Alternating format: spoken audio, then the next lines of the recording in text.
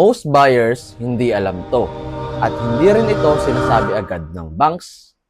Bakit kaya? Akala mo ba yung house loan mo fixed na for 20 years? Mali! May teknik ako na pwedeng makatipid sa housing loan mo. Akala ng karamihan, pang pag-ibig housing loan lang itong tracker. Pero magagamit mo din ito kung bank financing ang loan mo. Hindi lang to pang monitor ng payments mo.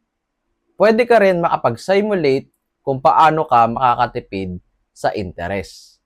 Example, may utang kang 2 million sa bangko with 7% interest sa loob ng 20 years.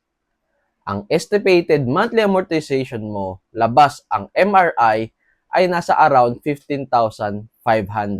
Some banks allow advance payment to principal every 6 months. Depende ito sa bangko. Kaya mahalaga, tanungin mo ang loan officer mo kung tuwing kailan pwede advance payment to principal.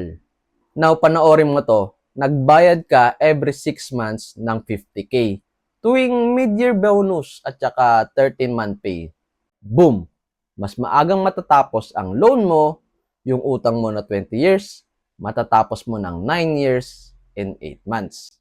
At dahil nagbabayad ka directly sa principal, mas maliit ang total interest na babayaran mo, halos nakatipid ka ng almost 1 million in interest.